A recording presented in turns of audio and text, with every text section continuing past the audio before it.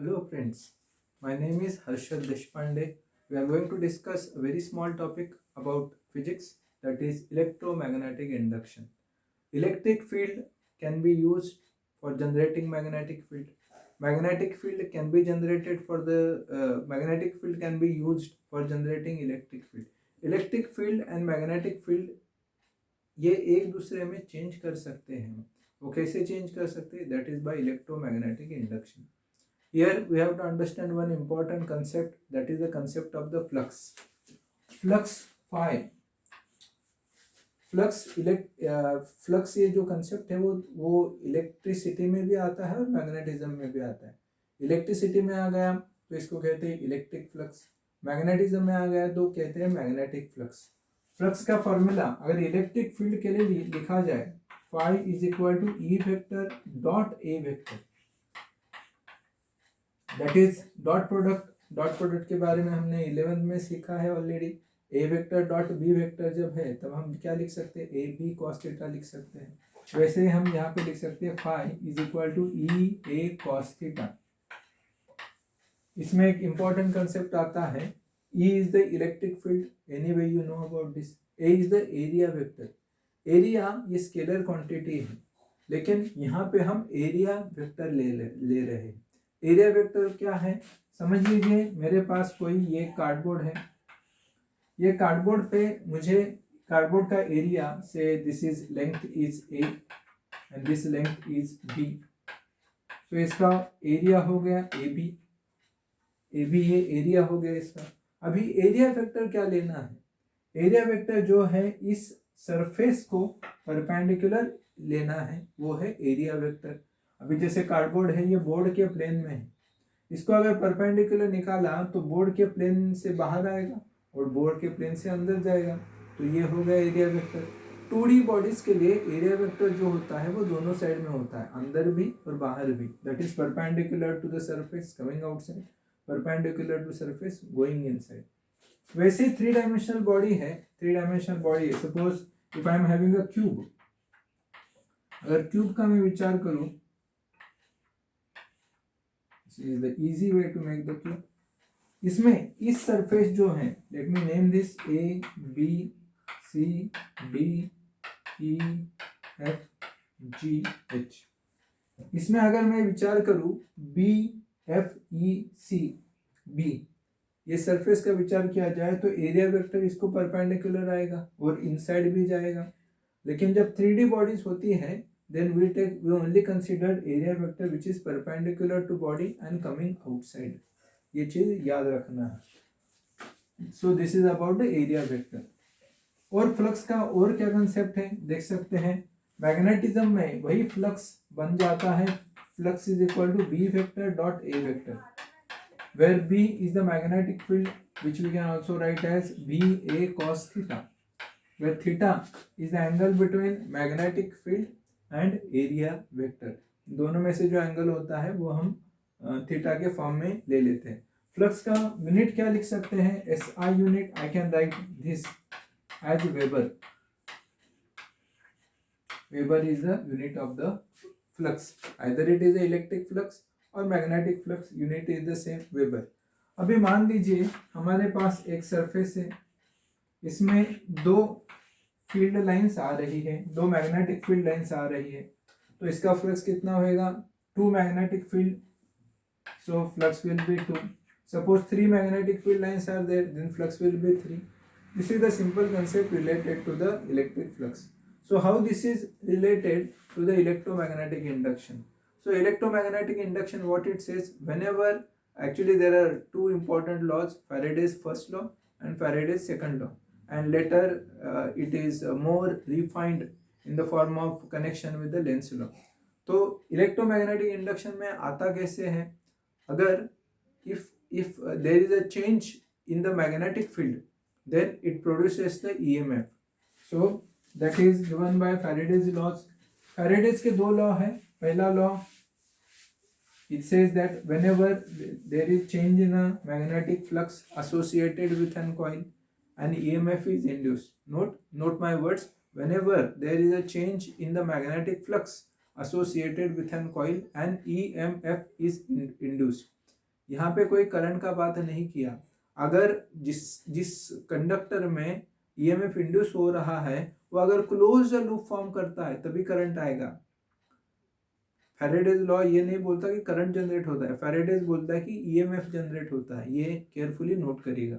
दूसरा लॉ क्या कहता है, second law is also called as a qualitative law. वो दिखाता है कि ये कैसे रिलेट करते हैं।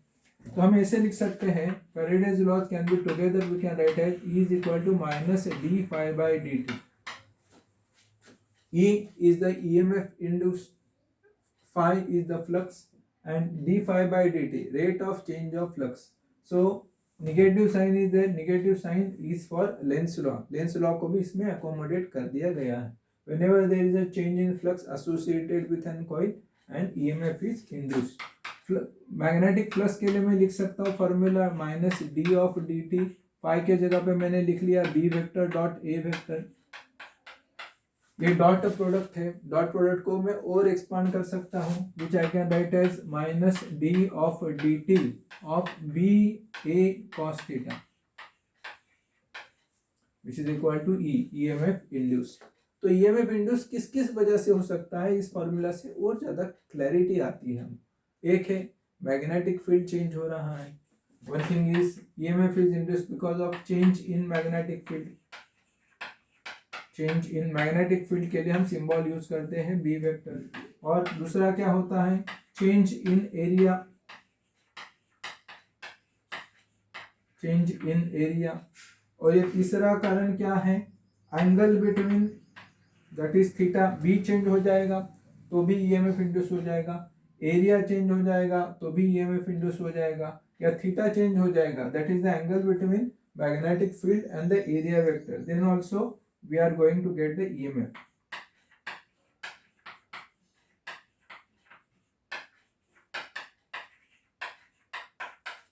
In few minutes we will discuss some more details of this.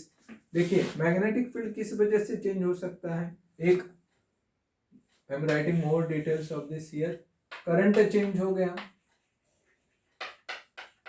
Current change हो गया, सो वी ऑलरेडी डिस्कस कि करंट चेंज हो गया तो करंट के वजह से मैग्नेटिक फील्ड जनरेट होता है। मैग्नेटिक फील्ड है तो दो वजह से हो सकता है, एक बार मैग्नेट से हो सकता है या हॉर्सशू शेप्ड मैग्नेट से, या किसी भी मैग्नेट से हो सकता है मैग्नेटिक फील्ड। दूसरा कारण क्या है मैग्नेटिक फील्ड जनरेट करने का, देखिए करंट कैरिंग कॉइल है या करंट वायर से जा रहा है तो वायर अपने आसपास मैग्नेटिक फील्ड बनाती है, तो करंट चेंज हो गया तो मैग्नेटिक फील्ड भी चेंज हो जाएगा। दूसरा मैग्नेटिक फील्ड चेंज होने का कारण क्या है, I can write here this as relative motion, relative motion between magnet and conductor.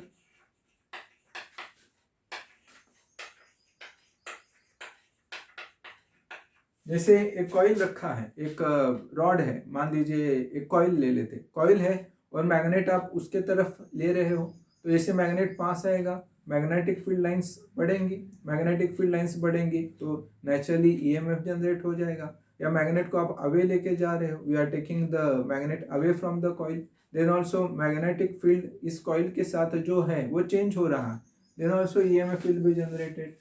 और चेंज इन एरिया, एरिया कैसे कैसे कैसे चेंज हो सकता है, एक हम इसमें ऐसे कंसिडर कर ले, सपोज मैग्नेटिक फील्ड इनसाइड है, क्रॉस मीन्स इनसाइड, और इसमें एक कॉइल है, इसमें कोई करंट नहीं है लेकिन ये कॉइल हम इस एरिया के तरफ मूव कर रहे हैं, या इस लाइन के यहाँ पे मैग्नेटिक फील्ड नहीं है, इस लाइन के आगे मैग्नेटिक फील्ड है। जैसे जैसे ये कॉइल अंदर जाएगा मैग्नेटिक फील्ड में, इस कॉइल का मैग्नेटिक फील्ड के अंदर एरिया है वो चेंज हो रहा है, तब ये मैग्नेटिक फील्ड का एरिया चेंज होने की वजह से भी ईएमएफ जनरेट होगा।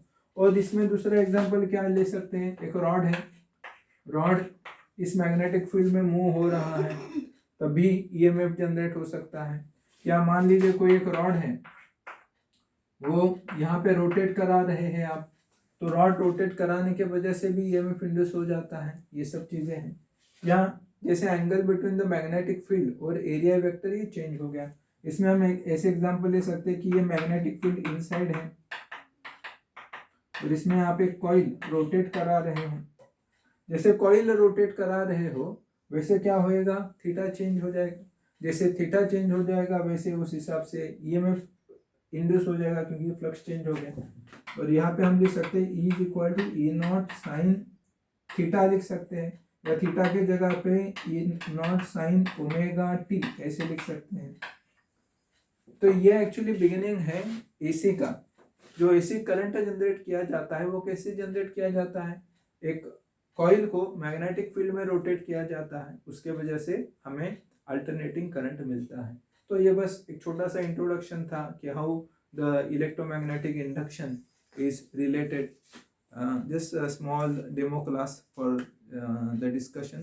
Thank you so much for patiently hearing me. Thank you so much.